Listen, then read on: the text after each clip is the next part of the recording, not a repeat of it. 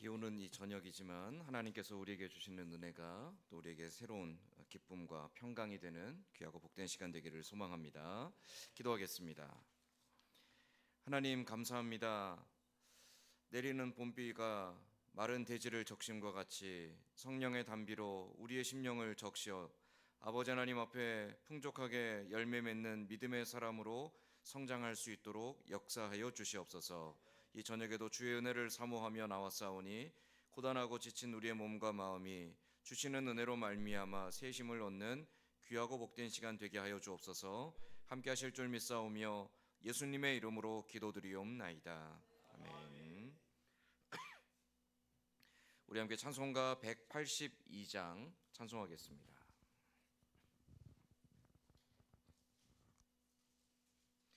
찬송가 182장입니다. 강물과 같이 흐르는 기쁨 성령 강림함이라. 정결한 마음 영원하도록 주의 거처 되겠네. 주님 주시는 참된 평화가 내 맘속에 넘치네. 주의 말씀에 거센 풍랑도 잠잠하게 되도다. 나의 생명 소생케 됨은 성령이 마심이라. 모든 의심 슬픔 사라져 주의 평강 넘치네. 주님 주시는 참된 평화가 내 맘속에 넘치네. 주의 말씀에 거센 풍랑도 잠잠하게 되도다. 하늘에서 단비 내리고 햇빛 찬란함같이 우리 마음에 성령이 많이 주님 보내심이라. 주님 주시는 참된 평화가 내 맘속에 넘치네. 주의 말씀에 거센 풍랑도 잠잠하게 되도다. 생명시인에 넘쳐 흘러서 마른 광야 적시니 의의 열매 무르익어서 주수를 기다리네. 주님 주시는 참된 평화가 내 맘속에 넘치네. 주의 말씀에 거센 풍랑도 잠잠하게 되도다. 놀라우신 주의 은혜로 그의 얼굴 뵙겠네. 평화로운 안식처에서 영원토록 쉬겠네. 주님 주시는 참된 평화가 내 맘속에 넘치네. 주의 말씀에 거센 풍랑도 잠잠하게 되도다. 아멘. 우리 176장 한 장 더 찬송하겠습니다. 찬송가 176장입니다. 주 어느 때 다시 오실는지 아는 이가 없으니 등 밝히고 너는 깨어 있어 주를 반겨 맞으라.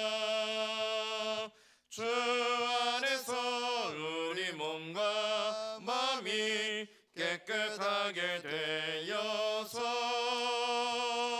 주 예수님 다시 오실 때에 모두 기쁨으로 맞으라. 주 오늘에 다시 오신다면 부끄러움 없을까. 잘하였다 주님 칭찬하며 우리 맞아 주실까. 주 안에서 우리 몸과 마음이 깨끗하게 되어서 주 예수님 다시 오실 때에 모두 기쁨으로 맞으라. 주 예수님 맡겨주신 일에 모두 충성 다했나. 내 맘속에 확신 넘칠 때에 영원한 식 얻겠네. 주 안에서 우리 몸과 마음이 깨끗하게 되어서 주 예수님 다시 오실 때에 모두 기쁨으로 맞으라. 주 예수님 언제 오실는지 한밤에나 낮에나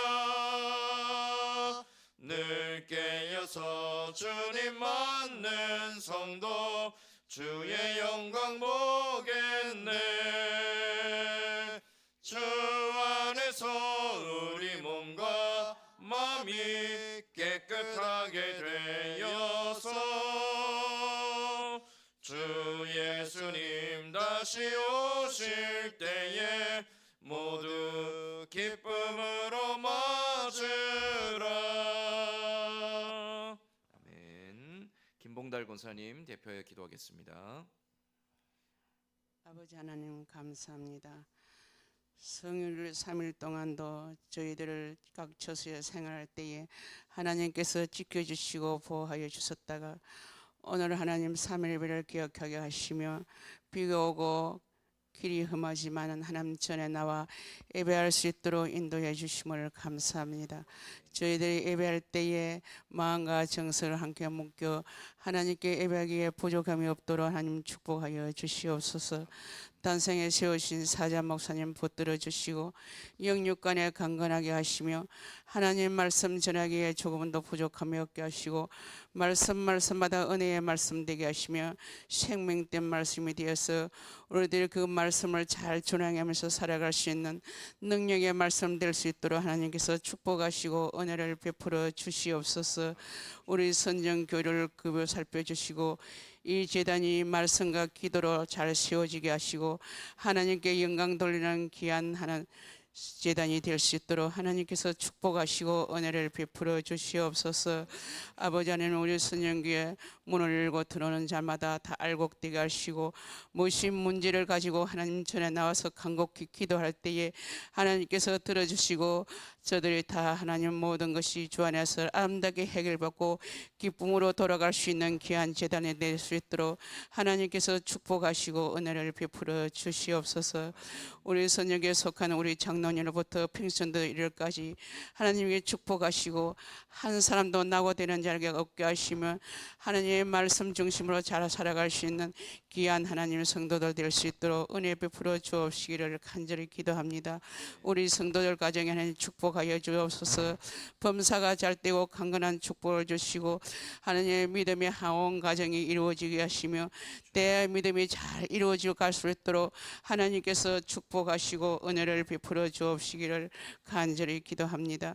아버지 하나님 우리 성도들 중에 몸이 연약하고 하나님 병중에 있는 성도들이 있습니다.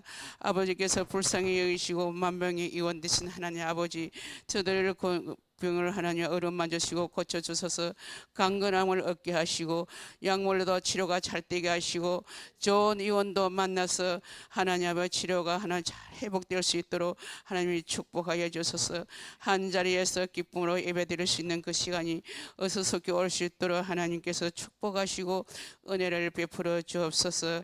우리들의 돕는 하나님의 선교사님들이 있습니다. 하나님 아버지 선교사님 붙들어 주옵소서. 먼 타국에서 주셔서 하나님 염을 무릅쓰고 복음 들고 하나님 선거하는 성도들의 선거 선물과 함께 하시고 얼음 하나님 아버지 담당하시며 모든 것을 하나님께서 지켜주시고 보호하여 주시고 하나님의 경제적으로도 어려움 당하지 않도록 하나님 물건도 허락하여 주옵시기를 간절히 기도합니다. 저희 돕는 협력교회도 함께 하시며 저희 많은 사람을 붙여주셔서 자립할 수 있도록 은혜를 베풀어 주시옵소서. 우리 대한민국을 지켜주옵소서. 하나님 아버지 대통령으로서 이정자들에게 은혜 베풀어 주셔서 우리 대한민국을 잘 세워갈 수 있도록 하나님이 축복하여 주시옵소서. 하나님 중동 전쟁도 하나님 종식되게 하시고 세계의 평화가 이루어질 수 있도록 하나님이 축복하여 주시옵소서. 지금은 시작하는 첫 시간이 마치는 시간까지 하나님께서 영광 받아 주옵시기를 간절히 비옵고 예수님의 이름으로 기도드리옵나이다. 아멘. 오늘 우리 같이 읽을 하나님 말씀은 구약 성경 여호수아 4장 1절에서 14절까지 말씀입니다.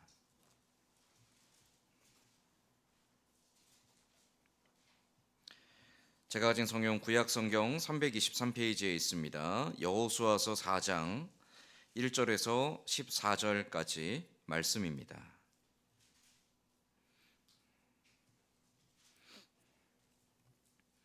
여호수아서 4장 1절에서 14절까지 말씀, 저와 여러분이 돌아가며 한 절씩 교독하겠습니다.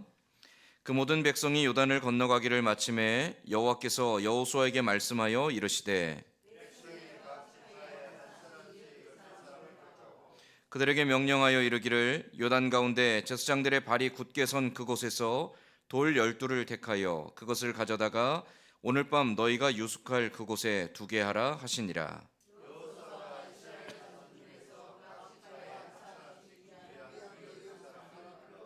그들에게 이르되 요단 가운데로 들어가 너희 하나님 여호와의 궤 앞으로 가서 이스라엘 자손들이 지파 수대로 각기 돌 한 개씩 가져다가 어깨에 매라.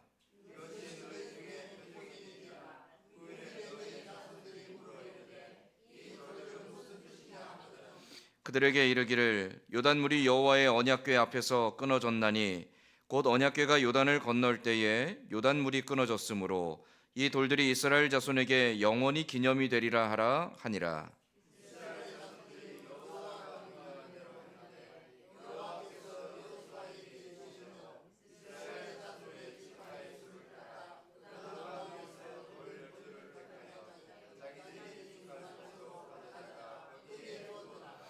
여호수아가 또 요단 가운데 곧 언약궤를 맨 제사장들의 발이 선 곳에 돌 12를 세웠더니 오늘까지 거기에 있더라.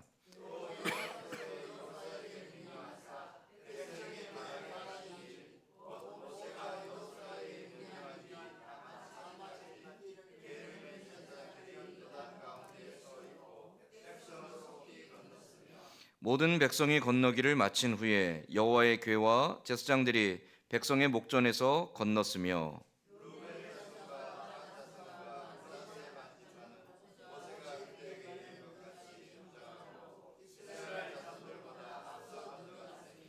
무장한 4만 명 가량이 여호와 앞에서 건너가 싸우려고 여리고 평지에 이르니라.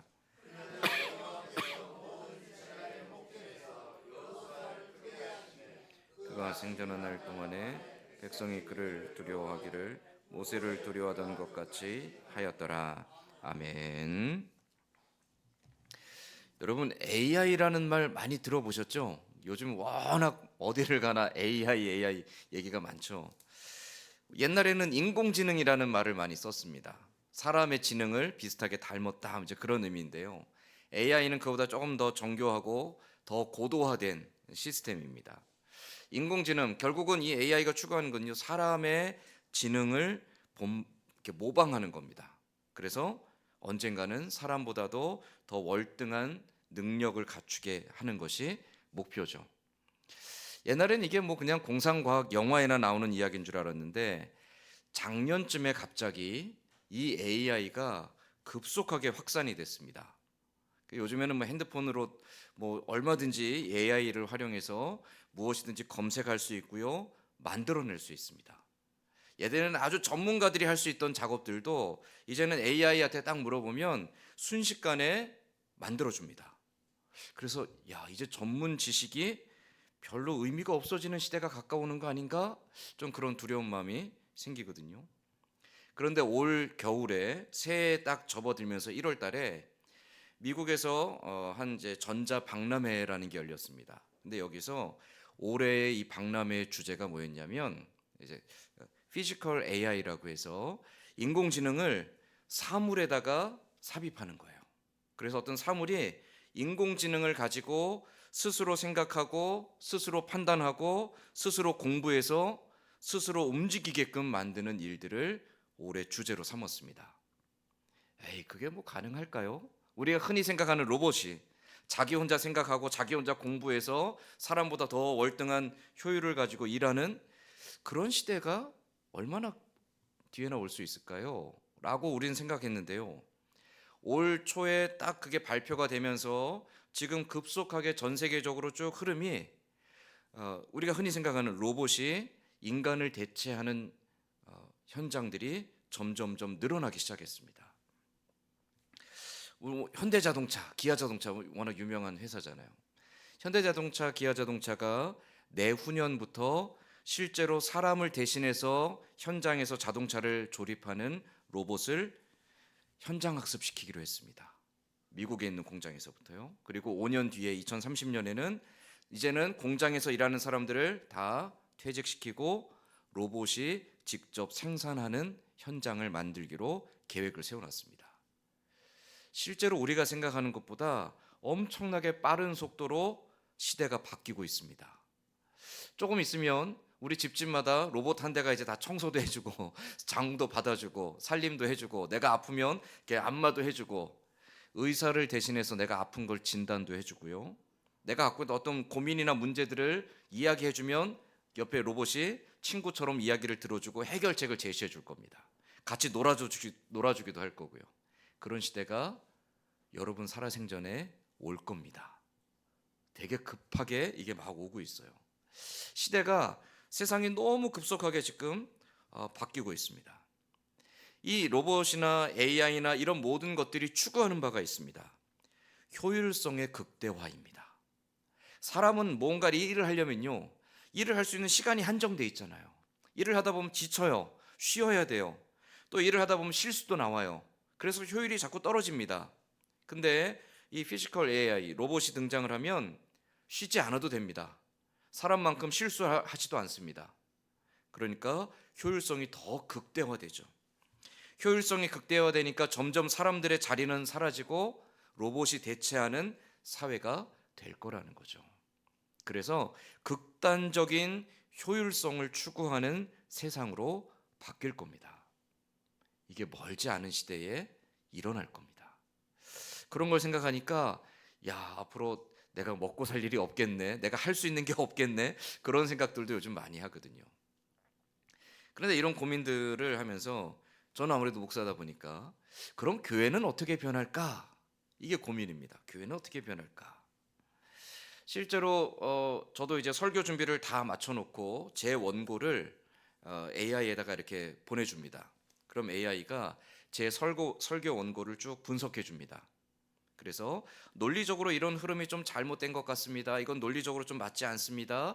이 문장은 이렇게 다듬으면 더 좋을 것 같습니다라고 대안을 제시해줘요. 그걸 딱 보면 저보다 설교를 더 잘할 수 있을 것 같아요. 제가 막 며칠 동안 고민하고 이 문장을 어떻게 풀어가야 될 것인가 막 고민했던 거를 AI는 단 1분도 안 되는 시간에 쫙 풀어서 더 화려하고 더 멋있는 문장들로 바꿔줍니다. 신기해요. 아마도 사람을 대신하는 AI 목사가 등장할 수도 있습니다. 여러분이 교회 왔는데 제가 아니라 여기에 딱 저랑 똑같이 생긴 로봇이 딱 설교를 하는 그런 시대가 올 수도 있습니다. 여러분도 마찬가지겠죠. 여러분이 몸이 너무 아파서 교회를 가기 어려워요. 그러면 나 대신에 우리 집에 있는 로봇 한 대를 교회 보내는 겁니다.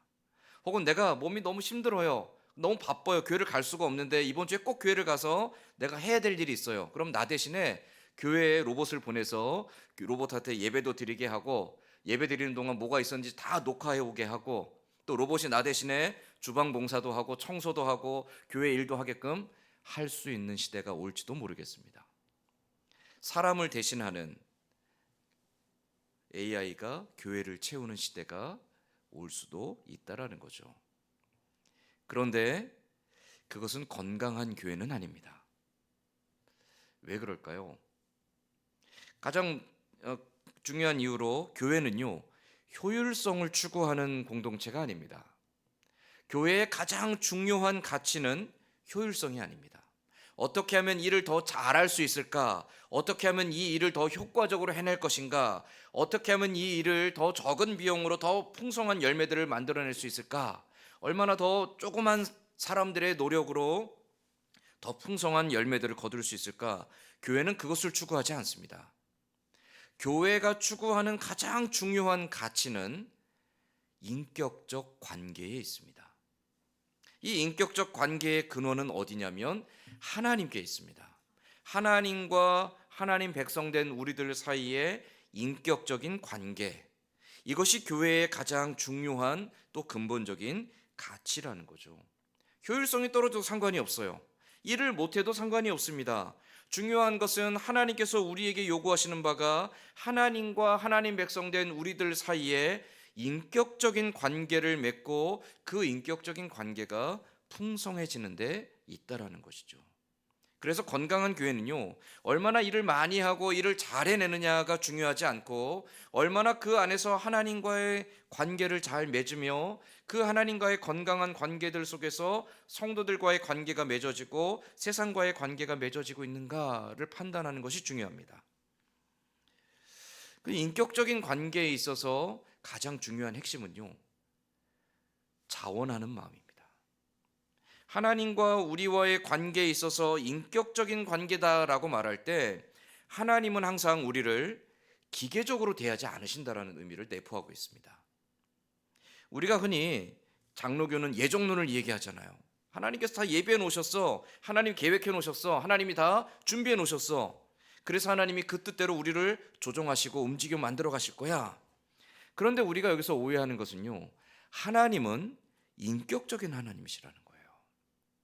하나님이 인격적이시기 때문에 우리를 강제로 조종하고 우리를 억압하고 우리를 겁박해서 그 일을 하게끔 하지 않으신다라는 겁니다. 하나님이 가장 기뻐하시는 방식은 하나님의 백성들이 하나님을 사랑하고 사랑하는 하나님을 위해서 기쁜 마음으로 자원하여 순종하는 것을 하나님은 기대하시고 기뻐하신다라는 것이죠. 그게 인격적 관계입니다. 너 내 말대로 안 하면 너 벌 줄 거야. 너 이렇게 안 하면 내가 너 무섭게만 너한테 대할 거야. 그게 아니라 하나님은 우리가 진심으로 하나님을 사랑하기를 기다리신다라는 거예요. 하나님을 사랑하기 때문에 내가 누가 시키지 않아도 내가 기쁜 마음으로 순종하고 내가 하나님을 사랑하기 때문에 내가 온 힘을 다해서 하나님을 위해 살아가기를 원하신다라는 것이죠. 물론 거기에는 우리가 일을 얼마나 잘하느냐 못하느냐의 판단은 없습니다. 하나님께는 그게 중요하지가 않다라는 거죠. 하나님이 언제나 하나님의 사람들에게 원하시는 것은 자원하여 기쁨으로 순종하는 겁니다. 그리고 자원하여 기쁨으로 순종하는 그 밑바탕에는 하나님을 향한 사랑이 있어야 한다라는 거죠. 그것이 인격적인 관계고요. 그 인격적인 관계 안에서 움직여질 때 교회가 또 하나님과의 관계가 건강해질 수 있습니다. 그것을 보여주는 구약의 대표적인 사례가 바로 이스라엘입니다. 이스라엘 백성들은 하나님을 위해서 큰 일을 한 민족이 아닙니다. 이스라엘 백성들은 하나님을 위해서 열심을 가지고 헌신하고 봉사했던 사람들이 아닙니다. 이스라엘은 하나님의 나라와 그 영광을 위해서 헌신적으로 일했던 사람들도 아닙니다. 그들이 뛰어나거나 특별하거나 능력이 많기 때문에 하나님이 이스라엘을 하나님 백성으로 택하신 게 아니라는 거죠. 그런데도 불구하고 우리가 성경을 보면 구약의 역사들 속에서 하나님은 끊임없이 하나님을 원망하고 배신하고 하나님을 실망시키고 때로는 하나님을 분노하게 만드는 그 이스라엘임에도 불구하고 포기하지 않으세요. 절대 그들을 버리지 않으시고 그들에게 계속적으로 하나님의 꿈을 심어주십니다. 하나님이 이루고자 하시는 바들을 이스라엘에게 계속 꿈꾸게 하시고 그 꿈꾸는 바를 위해서 그들이 기쁜 마음으로 순종하고 헌신하여 마침내 하나님의 뜻이 이루어지게끔 역사에 가신다라는 거죠. 하나님이 인격적인 관계를 통해서 하나님 백성과 관계를 맺고 그들을 인내하며 기다리시고 끊임없이 그들에게 기회를 주신다라는 것이 바로 이스라엘을 통해서 나타난다라는 겁니다. 그래서 하나님이 언제든지 하나님의 사람들에게 요구하시는 바는 그 부르심 앞에 기쁨으로 자원하여 순종하고 헌신하며 따라오는 것이죠. 얼마나 일을 잘했느냐는 하나님에게는 중요한 문제가 아닙니다. 왜냐하면 어차피 그 일을 완성하시는 분은 하나님이시기 때문에요. 우리가 할 수 없고 능력이 없고 연약하고 실패하는 존재임을 알면서도 그러나 하나님은 결코 우리를 포기하지 않고 끊임없이 우리를 부르셔서 하나님의 나라와 그 영광에 대한 소망을 품게 하시고 그 일들을 이루어가게 하신다라는 거죠. 오늘 우리가 읽은 이 여호수아서 4장 말씀에서도 그 하나님에 대하여 다시 한번 보여주고 있습니다. 이스라엘 백성들이 여호수아와 함께 요단강을 건너서 이제 가나안 땅으로 들어가는 장면이죠. 자, 그런데 하나님께서 이스라엘 백성들에게 내가 이 땅을 너희에게 준다라고 약속하신 것을 지금 두려워하고 근심하고 있는 이스라엘과 여호수아에게 확인하기 위해 증거를 주신 게 있습니다. 그것이 무엇이냐면 요단강물을 마르게 하는 사건이었죠. 요단강을 마르게 하고 그 마른 땅을 건너서 이스라엘 백성들로 하여금 가나안 땅으로 건너가게 하십니다. 이걸 증거로 삼기 위해서 그곳에서 돌을 취해다가 길갈에 12개의 돌단을 쌓고 하나님께서 약속하신 바를 이루기 위해 이 놀라운 역사를 이루셨다라는 증거로 삼게 하시죠. 오늘 우리가 읽은 말씀은 바로 길갈에 세워진 그 돌과 그 돌이 기념하는 바가 무엇인지를 기록하고 있는 내용들이에요. 자, 그런데 우리가 읽은 이 본문의 말씀 속에서 우리가 주목해 봐야 할 것이 또 하나 있습니다. 하나님이 요단강을 마르게 하시고 그 강을 건너가게 하셨고 그것을 기억하게 하기 위해서 12개의 돌을 쌓아서 길갈에 기념비를 세우게 하신 것도 중요하지만 하나님께서 이 사건들 속에서 우리에게 주목하라라고 기록하여 기억하게 하시는 내용들이 있다는 거죠. 그것이 무엇이냐면 하나님 앞에 부름받은 사람들의 헌신입니다. 하나님께서 사람들을 부르셨는데 그 부름받은 사람들이 하나님의 부르심 앞에 헌신했을 때 하나님의 역사가 이루어졌다라는 것을 오늘 말씀 속에서 하나님은 다시 한번 증거해 주고 계신다는 거죠. 우리가 읽은 말씀에 등장하는 하나님의 부르심 앞에 헌신한 사람들은요, 둘이 있습니다. 첫 번째는 법궤를 맨 제사장들입니다. 여호수아 4장 10절 말씀에 여호와께서 여호수아에게 명령하사 백성에게 말하게 하신 일 곧 모세가 여호수아에게 명령한 일이 다 마치기까지 궤를 맨 제사장들이 요단 가운데에 서 있고 백성은 속히 건넜으며. 백성들이 요단강을 이제 건너가면 가나안 땅이지만 두려운 마음이 있었어요. 그때 하나님께서 이 언약궤를 맨 제사장들에게 먼저 강물에 들어가서 강 한가운데 서 있으라고 말씀하시죠. 이 법궤를 매는 것은요, 제사장에게만 허락되어진 특권입니다. 허락된 제사장 이외에 누구 다른 사람이 법궤를 만지거나 매기 위해서 들면 그는 저주를 받아 죽임을 당했습니다. 제사장들에게는 법궤를 매는 것이 특권이에요. 그런데 그 특권이 사실은 특권이 아닙니다. 광야 생활 동안 제사장들은 이 법궤를 메고 백성들의 맨 앞에서 행했습니다. 길을 걸어갔어요. 여러분, 맨 앞에 선다라는 게 어떤 의미일까요?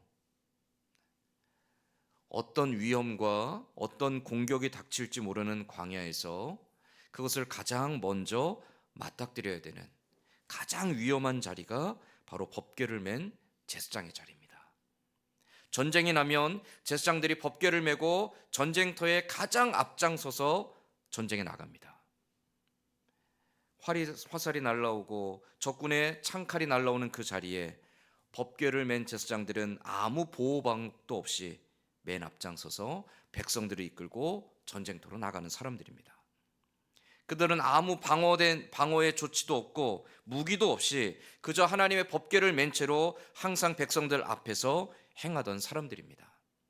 죽음의 두려움이 당장 눈앞에 보이는 적군들이 칼날을 들고 쫓아오는 그 광경들을 지켜보면서도 흔들림 없이 법궤를 진 그 어깨를 놓을 수 없이 그들은 그 자리를 버텨내는 사람들입니다. 요단강을 건너갈 때 모두가 다 근심하고 두려워할 때 누구보다 앞장서서 그 강물 한가운데 서서 하나님의 역사를 기다려야 되는 사람들이었습니다. 어떤 일이 일어날지, 하나님께서 요단강에 서라고 하신 이유가 무엇인지 알 수 없었습니다. 그러나 그들은 하나님의 명령에 순종하여서 강물 한가운데 섰습니다. 그때 강물이 마르는 기적적인 사건이 일어나죠. 그 강물이 마르고 백성들이 그 놀라운 광경을 바라보며 다 환호하며 흥분해하며 기뻐 춤추며 그 강물을 건너갈 때도 그 법궤를 맨 제사장들은 어떻게 해야 되죠? 요동 없이 흔들림 없이 묵묵히 계속 그 자리를 버티고 지켜내야 합니다. 그것이 바로 그들을 향한 하나님의 부르심이었던 거죠. 하나님이 어떤 모습으로 부르셨든지 그 부르심의 자리를 묵묵히 지키고 버텨내며 견뎌낼 때 그들을 통해서 하나님의 역사가 일어난다는 것을 하나님이 여호수아 4장 말씀에서 다시 한번 확인시켜주고 계신 거죠. 자, 하나님의 부르심 앞에 헌신한 사람들, 두 번째는요, 백성들의 가장 선봉에 서 있는 르우벤과 갓과 므낫셋 반지파의 4만 명의 군사들입니다. 여호수아 4장 12절 말씀에 르우벤 자손과 갓 자손과 므낫셋 반지파는 모세가 그들에게 이른 것 같이 무장하고 이스라엘 자손들보다 앞서 건너갔으니, 제사장들이 법궤를 메고 요단강에 버티고 있는 동안 백성들이 건너갑니다. 그 건너가는 백성들의 무리에 가장 선봉에 서 있는 사람들이 누구냐면 르우벤과 갓과 므낫셋 반지파의 용사 4만 명입니다. 왜 이들이 앞장섰을까요? 여러분, 이들은 이미 자기의 기업을 받은 사람들입니다. 요단강을 건너기 전에 요단강 동편에 이미 자기의 기업을 분배받았고 거기에 자기의 가족들, 자기의 아내와 자녀들과 자기의 가족들을 이미 남겨두고 찾아온 사람들입니다. 처음에 그들은 모세에게 우리가 이미 기업을 받았으니 요단강을 건너가 목숨을 걸고 해야 되는 그 전쟁에 참여하지 않겠습니다라고 요구했던 사람들이죠. 그런 하나님이 그들의 요구가 선하지 않다라고 여겼기에 그들에게 헌신할 것을 요구하셨습니다. 그때 이 르우벤, 갓, 므낫셋 반지파의 용사들이 그들의 이기적인 마음들을 회개하고 하나님 앞에 약속했습니다. 이스라엘 백성들이 전체가 다 이 약속의 땅을 차지할 때까지, 이 전쟁이 끝날 때까지 우리가 결코 돌아서지 아니하고 누구보다도 가장 선봉에 서서 백성들보다 가장 앞장서서 전쟁에 참여하겠습니다. 그들이 하나님 앞에 약속했거든요. 그 약속을 위해서 그들은 요단강을 건널 때부터 가장 앞장서서 백성들을 이끌어갑니다. 여리고성의 전투에서도 언약궤를 맨 제사장들 바로 뒤에 바로 이 세 지파 4만 명이 앞장서가고 있습니다. 그 후에 가나안을 정복하는 모든 전쟁의 과정에서도 이 4만 명의 용사들이 항상 전쟁의 맨 앞장서서 먼저 뛰어들었습니다. 가장 전쟁에 앞장서 있다는 것은 죽음이 가장 앞에 놓여 있는 것이죠. 전쟁에 가장 앞장선 사람은요, 언제든지 가장 먼저 죽을 사람들입니다. 그러나 그들은 두려워하지 않고 뛰어들었습니다. 왜냐하면 하나님 앞에 약속하였고 그 약속한 바대로 그들은 헌신을 다짐하였기에.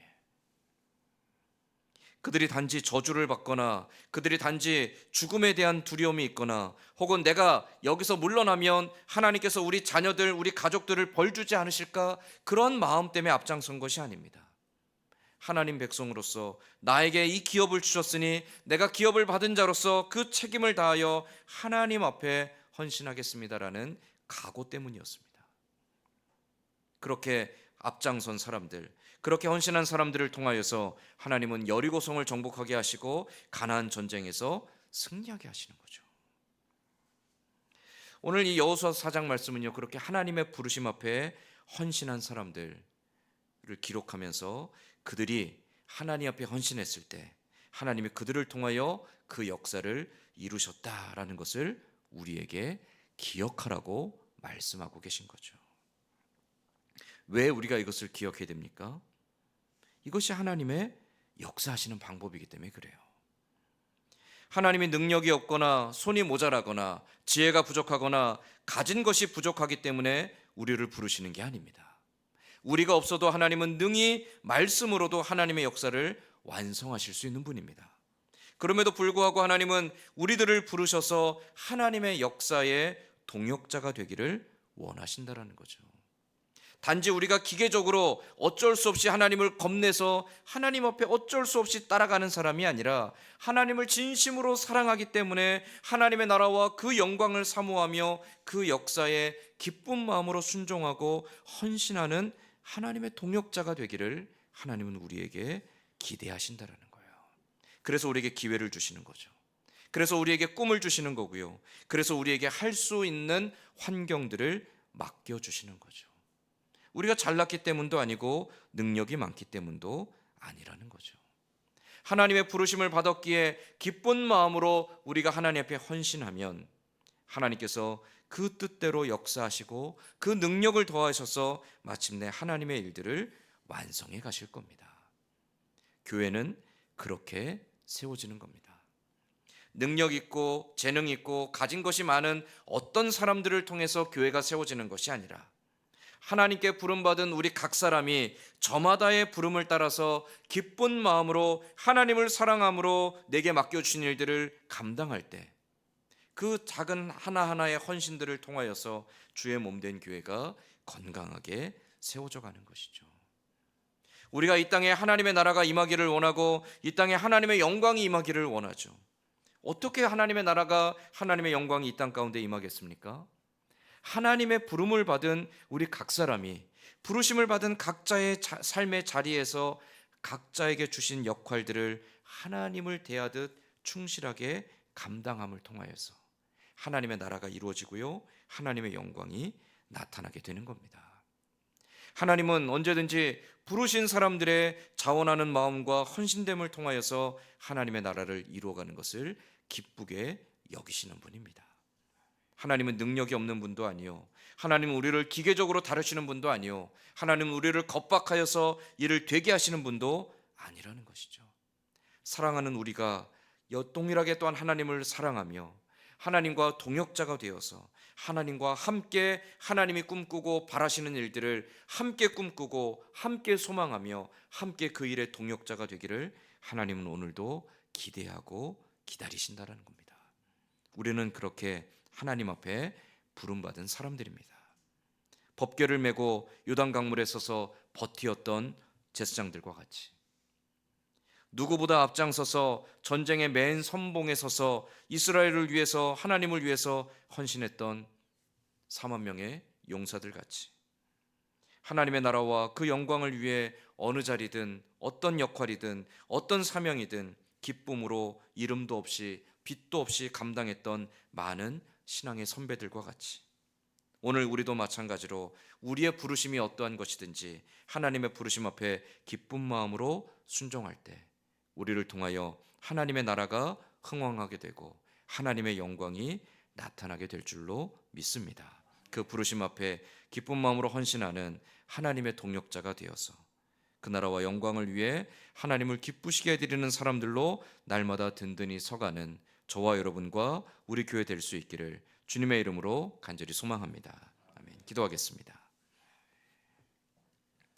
하나님, 우리 각자의 부르심이 다르지만 우리를 부르셔서 우리에게 맡겨주신 분량들이 각각 다 다르지만 우리가 주께 부르심 받은 줄 알고 우리의 부르심을 주를 위해서 온전히 헌신함을 통하여 우리를 부르신 하나님을 기쁘시게 해드리며 하나님의 영광을 드러내는 신실한 주의 종들이 다 되게 하여 주시옵소서. 하나님, 어떠한 자리든지 어떠한 일이든지 하나님, 우리가 기쁜 마음으로 주를 사랑하기에 온 마음과 온 힘을 다해 감당할 때 우리의 작은 헌신과 우리의 작은 순종함이 하나님 나라의 아름다운 열매들로, 영광의 열매들로 세워져 가게 될 줄 믿습니다. 그러한 헌신과 순종함을 통해 주의 몸된 교회를 주님 기뻐하시는 모습으로 세워가며 우리의 가정과 우리가 살아가는 이 세상을 하나님 보시기에 아름다운 곳으로 이루어가는 주의 신실한 종들로, 하나님의 동역자들로 든든히 서가는 우리 모두와 또 우리 교회가 되게 하여 주시옵소서. 우리에게 이 믿음 가지고 평생토록 사랑하는 주님을 위해 헌신하며 순종하게 하시기를 소망하며 예수님의 이름으로 기도드리옵나이다. 아멘. 우리 함께 찬송가 315장 찬송한 후에 주님 가르쳐 주신 기도로 오늘 수요기도회 모두 마치겠습니다. 찬송가 315장입니다. 내 주 되신 주를 참 사랑하고 곧 그에게 죄를 다 고합니다. 그는 은혜를 주신 내 예수시니 이전보다 더욱 사랑합니다.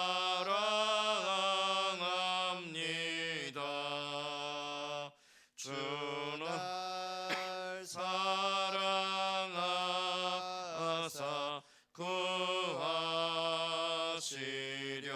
구하시려고 저 십자가 고난 당하셨도다.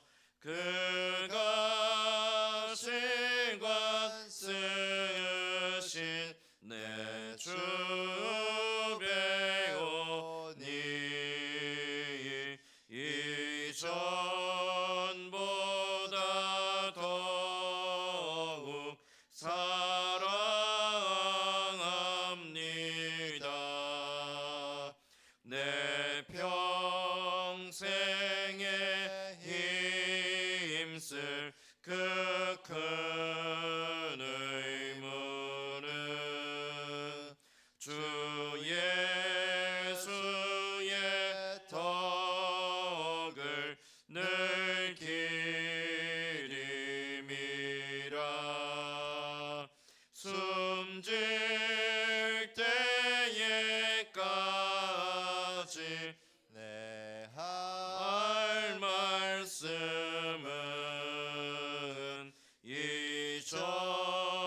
이전보다 더욱 사랑합니다.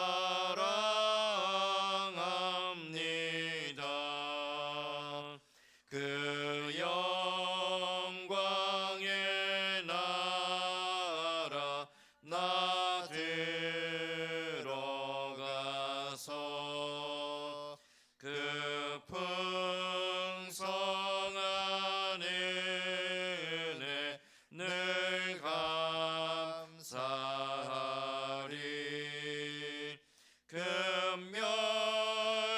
금면류관 쓰고 나 찬송할 말 이전보다 더욱 사랑합니다. 주님 가르쳐 주신 기도하겠습니다. 하늘에 계신 우리 아버지여, 이름이 거룩히 여김을 받으시오며 나라의 임하옵시며 뜻이 하늘에서 이루어진 것 같이 땅에서도 이루어지리이다. 오늘날 우리에게 일용할 양식을 주옵시고 죄 지은 자를 사하여 준 것 같이 우리 죄를 사하여 주옵시고 우리를 시험에 들게 하지 마옵시고 다만 악에서 구하옵소서. 대개 나라와 권세와 영광이 아버지께 영원히 있사옵나이다. 아멘. 우리 영육간에 연약한 성도들을 위해서 많이 기도해 주시기 바랍니다. 김경심 집사님, 김한나 집사님 항암 치료 잘 감당할 수 있도록 체력 주시고 또 마음의 담대함도 주시기를 위해 계속 기도해 주시고요. 또 우리 김정희 어르신 이 장염 때문에 계속 병원에 입원했다가 퇴원했다 또 다시 입원했습니다. 하나님께서 합병증 없이 잘 회복될 수 있게 해달라고 위해서 기도해 주시고요. 그 밖에도 영육간에 연약한 성도들과 연로하신 어르신들 또 나라 민족과 선교사님들 위해서도 계속 많이 기도해 주시기 바랍니다. 이상으로 수요기도회 모두 마치겠습니다.